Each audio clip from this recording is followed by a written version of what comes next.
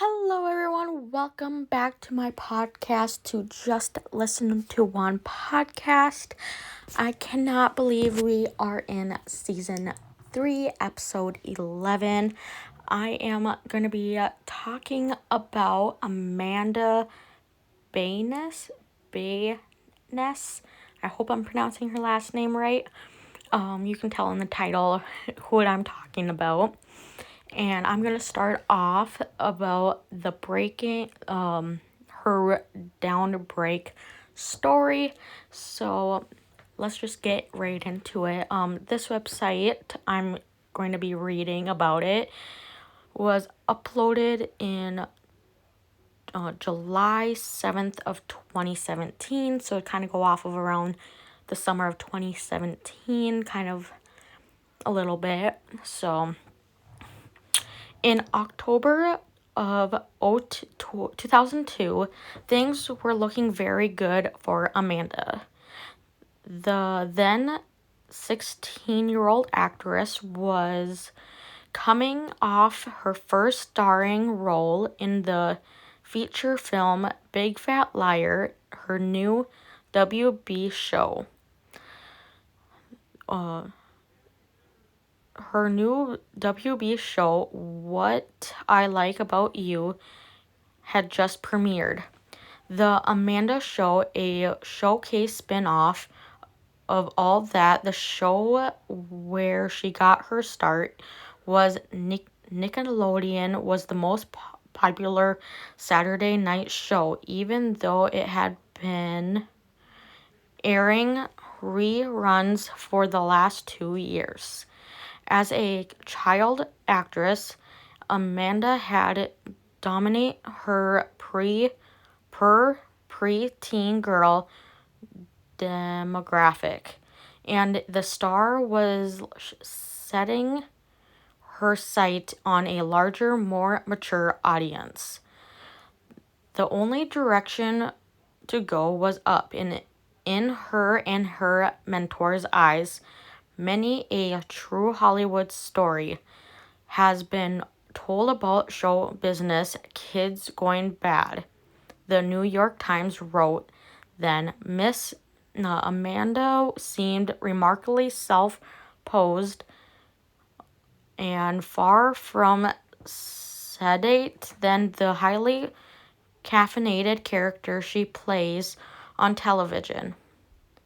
The same article, Dan Schroeder, who produced nearly everything Amanda had starred in up to the point, reinforced the Times' comment assertion. I've seen kids in her position experiment with drugs and too much promiscuous. There you go. But Amanda avoided all that. My wife, who knows her, says she's almost the Amaric Brandy, and she's so clean cut and wholesome. For the following decade, those statements read like an appropriate assessments. Now they're the most foreboding and ominous sentence ever wrote about Amanda. From 2012 to 2015, Amanda Public's status was a compressed roller coaster. Valleys which Amanda would run into serious legal trouble or tweet rants about Hitler and subsequent peaks in which reports would claim she was recovering and doing much better again. And though through attention on Amanda's was perhaps at the all-time high during that period, the choke coverage of her personal life via Twitter, photos, and articles overshadowed shadowed that we were really witnessing the fame out of a promising actress. 10 years ago this month, She's the Man debuted in the theaters. The movie, a modern riff of Shakespeare, Twelfth Night, had Amanda basically playing two characters, Viola and her twin brother Sebastian, who she was impressioning to stay on a soccer team and get closer to the character played by an unknown actor named Channing Tatum, allowing her virtually and talent for physical comedy to shine. It's a corny movie, but Amanda was always able to sell corny, whether it was on All That or Amanda's show. She's the Man performed admirably at the box office for the theater aim for teens. But most importantly, Amanda's father provided that her skill was high enough and her charismatic enough to carry a movie. Her stock only went up after She's the Man, and a year later she appeared in what would end up being her biggest hit, Hairspray. Though Nikki Blonsky was the undisputed star of Hairspray, she was nominated for the Globe for her performance. Amanda made an impression in that movie, uptight, being best friend's role. Amanda was been quietly displaying a serious comic gift for some time now. The LA Times Karia Chalkin wrote in her review, "Nothing how Amanda turned Penny Pinglet, a potential blank slate for Hairspray main protagonist play off of, into a characters with depth and virtually." But even though Amanda was finding a career in film, she was quickly and clearly being typecast. All her roles, from All That to Hairspray, had the same vibe. Bubbly tween girls, quirky, cute, and funny in a clumsy, farcical way. This was a character Amanda could fall into easily, but it wasn't the only kind of role she wanted to play. The 2002 Times profile painted her in a headline as a proud product of the Nick pipeline, but Amanda didn't want to be tied in the Nickelodeon name and image forever. The fact that she was being pigeonholed was only made worse by the extent of another actress her age who had come up under the similar circumstances, but who had been allowed to graduate and mature, Lindsay Lohan. "I love to do some things that would shock people. Sometimes that's against type," said Amanda in 2008. Everybody had Amanda as a goody-goody. She couldn't break out that genre. An unnamed exclusive told the Hollywood Reporter in 2012. Her frustration was, "I could have played this role. I have played that role. I'm not getting Lindsay Lohan roles." Lindsay, like Amanda was an in icon child actress thanks to 1998 Parent Trap, and I can't talk today again. Circum her place as a teen star with a movie like Freaky Friday and Confessions of a Teenage Drama Queen. But following her starring role in Mean Girls in 2004, Lindsay began to find darker, more sexual roles that minored her in real life person as a troubled bad girl, which developed in 2007 when she racked up 2 DUI charges and 3 trips to rehab. I love to do something like that would shock people, something that's against type. Amanda told Cosmling, I don't know, in 2008. I feel like people didn't know yet what I really wanted to do, that I really can do.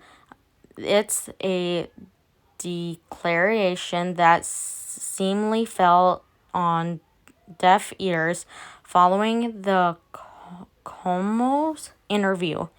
Amanda starred in a Lifetime movie, played a Midwest girl in a show called Canned that never went to series, and most memorable, played in Chas Slutshamer Maureen in 2010's Easy A.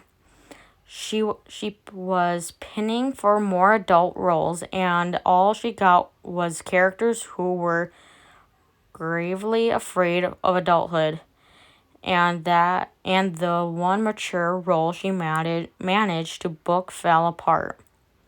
Amanda was set to have a cameo in the Farrelly Brothers gross-out comedy Hall Pass as Owen Wilson's the character's babysitter, a sexy code who, of course, came along and tempts Wilson to step out of his marriage. Immediately, it seems like a perfect solution for Amanda's focused arrest development. The role would capitalize on the actress's talent for big physical comedy in a settings difficulty not safe for Nickelodeon. But on the Hall Pass set, Amanda began exhaling Eric behavior, the behavior she's more known for today. A source told the Daily Beast that she was acting paranoid and fearful. Another source told the Hollywood Reporter that she showed up to shoot utterly unprepared. Both the Farrelly brothers and Wilson reportedly made an effort to get usable footage out of Amanda, but the situation never improved. Amanda ended up leaving the movie. Both campuses claimed her departure was due to a scheduling conflict, which feels like a euphemism, all that concerned, and was replaced by Alexandra Daddario. Since then, Alexandra has had roles in HBO's True Detectives, San Andreas, and the upcoming Baywatch remake. Amanda's hasn't had a single one. Amanda instead began filing her resume, which deeply concerning public outburst. It started in 2012 with traffic violations and varying severity. In March, she was pulled over in Los Angeles for driving while talking on her cell phone. She drove off before the police was able to give her a ticket. A month later, she clipped a BMW while driving at 3 a.m. After refusing to take a breathalyzer test. She was charged with a DUI. In total, Amanda's racked up 7 accidents in 2012. But somehow more glaring and concerning than her vehicle exploits a DUI, it seems more as a rite of passage for a child star than a harbinger of a heartbreak. Was the very public responsibility to present on social media. Amanda turns towards panic. Consistent oversharing on Twitter began back in 2010, with highlights including tweets about affinity for assassin Hitler, Germany, or criticizing ugly people. And it only got worse. These were still some humor to be found when Amanda tweeted in quote, "I want Drake to murder my," her hoo-ha, in March 2013. But no one was laughing when she tweeted at Rihanna 2 months later, "Chris Brown beat you because you're not pretty enough."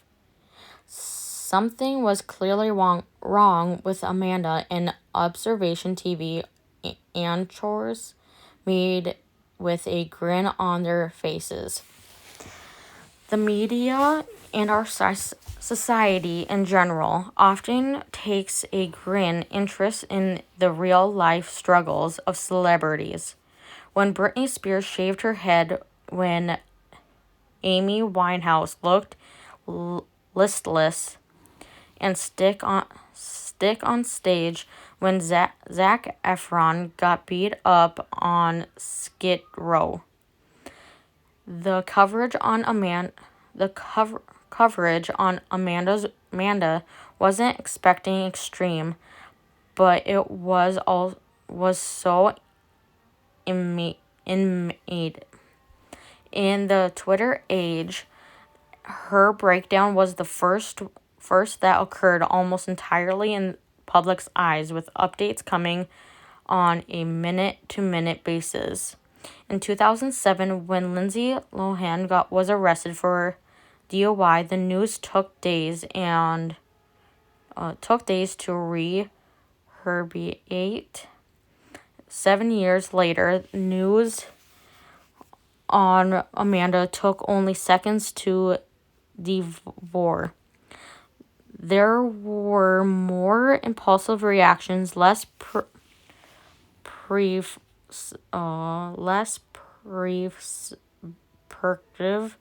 and in the race to provide content on trending topics, Leverly was the difficult. Amanda was mocked and frequently called crazy, as if the world didn't have any serious implications. The actress struggles in no part helped by the fact that she wasn't working, were a tiny snowball at the top of the mountain, and with every snicker and decision to funnel uncomfortable concerns into a funny list about her crazy tweets, it grew bigger and raced down the slope, an unstoppable situation. The behavior Amanda exhibit on Twitter continued to manifest itself in real life as well. She locked herself in a New York City cupcake store bathroom. She was arrested for reportedly throwing a bong out of the apartment window. She was placed in involuntarily psychiatric hold and put into the conservatorship of her parents after starting a fire and possibly dosing a dog in gasoline in a stranger's driveway in Thousand Oaks, California. Following the end of conversationship and 6 months since rehab was perhaps Amanda's darkest moments yet. On Twitter and somewhere else, my dad was verbally and physically abusive to me as a child, she tweeted.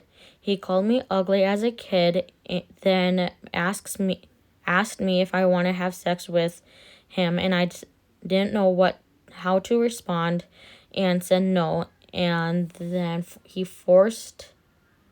I was forced to live with my dad was a total nightmare. My dad fondled himself in front of me so many times I started recording him on my phone in hopes of catching him saying or doing something inappropriate around me so I could get him arrested and put him in jail for the rest of his perverted life. My mom knows that my father's literally and physically insatiable towards his own daughter, and the fact that she never called the police on him embarrasses me to no end. So today I'm meeting with a lawyer to get a restraining order against my dad. I am heartbroken today for my husband of 47 years, Amanda's mom responded in a statement. Rick has never abused Amanda or our children physically or sexually. This accusations are absolutely horrible and could not be farther from the truth. These allegations stem from Amanda's mental state at the moment. A day later, Amanda recanted her accusations in a way that made the contrary that much more concerning. My dad never did any of those things. The microchip in my brain made me say those things, but he's the one that ordered them to microchip me.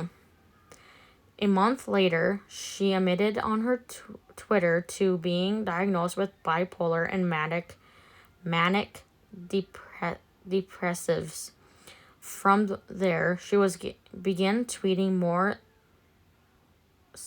sporadically selfies and announcements that she planned to attend the Fashion Institute of Design and Merchandising in Los Angeles. And by March 2015, she wasn't tweeting at all. In Amanda's first appearance, All That, in 1996, it took one sketch of her talent and mechanism to become apparent. She was a new addition to the cast, which had already flourished on Nickelodeon for 2 seasons. And in the season 3 opening skit, the veteran actors wondered aloud if she would be too sweet for the show.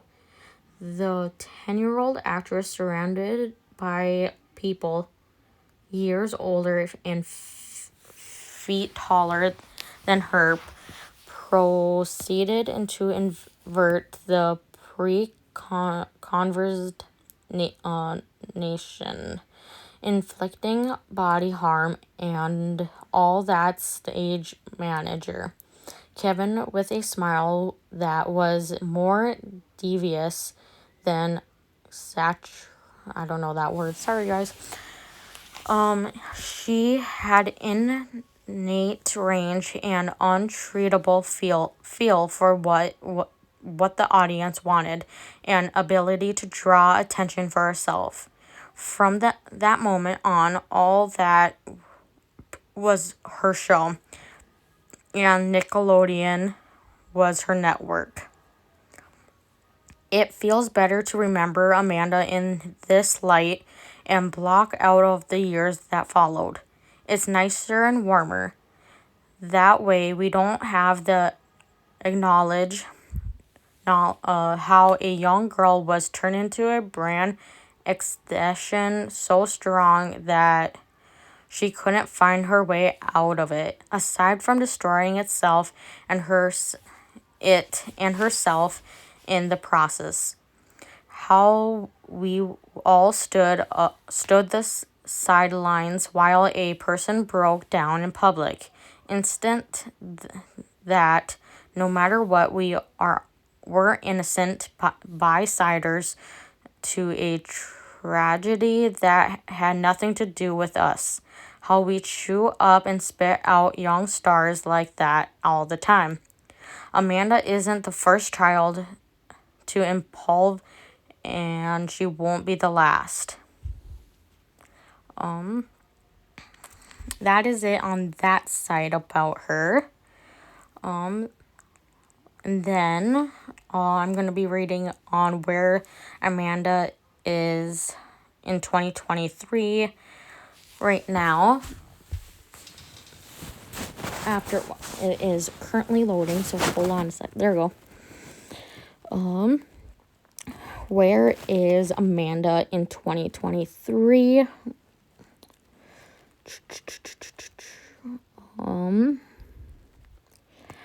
Amanda is a former child star who rose to fame with a film Hairspray, What a Girl Wants, She's the Man.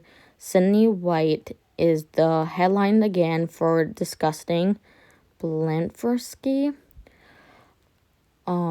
Just like Britney Spears, Demi Lovato, Lindsay Lohan, Amanda has faced her fair share of mental illnesses and struggle as a result of finding fame too young. And Amanda is opening up about her experience on Bledfersky. I don't know how to pronounce that word. A procedure that removes excess lid skin. In quotes, I was never open about this before, but I actually have that B word I cannot pronounce surgery on the skin folds in the corner of my eyes. So I don't have those skin folds anymore. She shared in a video on her Instagram story the former child star called it one of the best things I could ever done for my self-confidence, saying it was a part of her new look. Amanda, 37, rose to fame in the early 2000s starring a classic chick flick, What a Girl Wants, She's the Man, Hairspray, and Sydney White. The last film she appeared was in Easy A alongside Emma Stone, Penn Badgill in 2010. She stepped away from acting and is now been out of the industry for over a decade. In an interview she did with an interview with Pepper magazine in 2018, she said she literally couldn't stand my appearance in that movie, Easy A, and I didn't like my performance. Here Here's what Amanda has been up to since quitting acting. What has she been up to? She is detailed in the Papper interview. Amanda began smoking marijuana when she was 16, but soon started experience with harder restrictional drugs. Later on, it proceeded doing Molly and ecstasy. She explained, "I've tried cocaine 3 times, but never gotten high from cocaine. Never liked it. It was never my drug of choice." Instead, she turned into amphetamine, saying, "I definitely abused Adderall." After retiring from acting, she said that she felt she had no purpose in life, adding, "I'd been working my whole entire life and now I was doing nothing." She continued, "I had a lot of time on my hands and I wouldn't wake and bake and literally be stoned all day." The conservationship. Not just Britney Spears, who's been controlled, placed under conservationship by her parents. Per USA Today, Amanda was placed under conservationship in 2013. She had been accused of multiple hits and runs and was arrested in 2012 for driving under the influence in California, and again in 2013 for drug charges after allegedly throwing a bong out of a window. In February 2022, she filed a petition to end her conservationship with her lawyer, telling people she believes her condition is improved and protection of the court is no longer necessary. It was determined by the judge a month later. Her nail venture. In October last year, she made headlines when she enrolled on customary course to become a manicurist, and she announced the news on Instagram it's unclear whether she could finish the course, as she was later admitted to a psychic or a facility, according to U.S. media. And now a little bit about her podcast.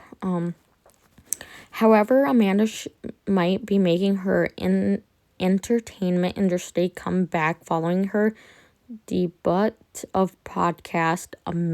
Her podcast called Amanda Bynes and Paul Sikermzy, I don't know how to pronounce his name, the podcast launched this month, and it aims to focus on the hosts' loves, fashion, artists, actors, actresses, music, and everything else.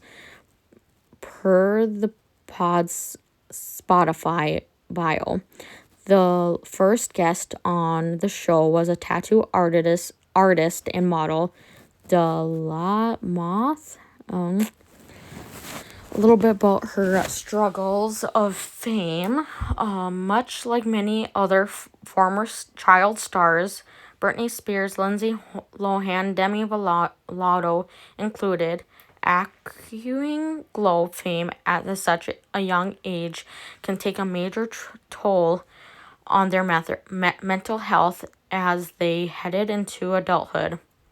The former Nickelodeon star has undoubtedly had her ups and downs, but with her long-term fans supporting her from the sides, many are rooting for a healthy, happy comeback in the years to come. And that was it on that one. And then I'm going to read the last link that I have. So it is called Amanda Bynes briefly dyes her hair black, aimed fresh start, and saying, I'm going back to blonde. After it loads, I'll start reading it. This was published December 26th of 2023. So you guys know. Forget new year, new you. Amanda is sticking with her bleach blonde hair for the start of 2024. The actress who debuted platinum locks earlier in December did debate going to the dark side through briefly going back to black ahead of Christmas Eve. Dyeing my hair black tonight, the 37-year-old shared on Instagram story on December 3rd. The next text appeared alongside a photo of a box of Revlon dyed hair, which the aspiring magazine apparently used to take his bleach blonde hair jet black. Later that night, she shared a photo of her new look, dark mid-colored tresses, which she wore in a half-up, half-down style.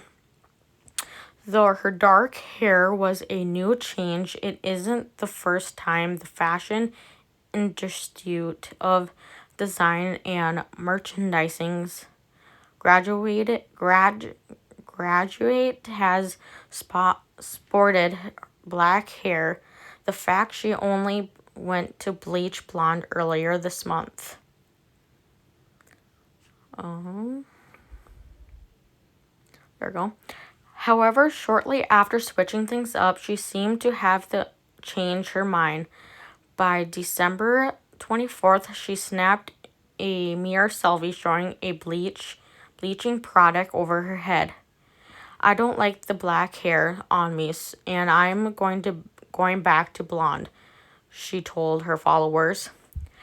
As now, she seems the what a girl wants started halfway there, rocking blonde roots while the rest of her hair is still dark, explaining that Sally Beauty was closed and she ran out of lighter dye, though she declared that the half and half looks cute.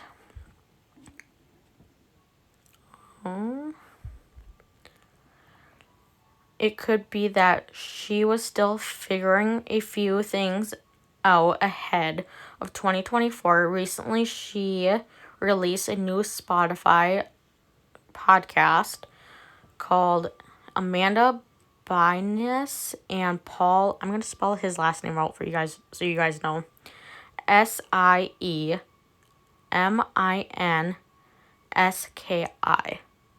The podcast. But decided to take a break after one episode.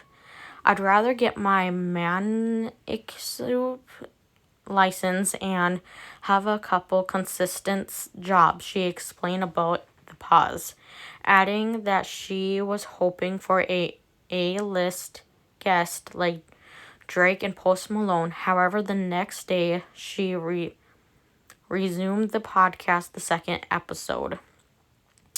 Back in July, she checked into an inpatient mental health treatment center on ongoing struggles. The stay came after she found walking around Los Angeles naked and was placed on a 5150 psychic hold. The incident occurred almost a year after she After her 8-year conservationship ended. And that is it for this podcast. If you guys enjoyed this episode, let me know in the comments, and I will see you next Saturday. Bye.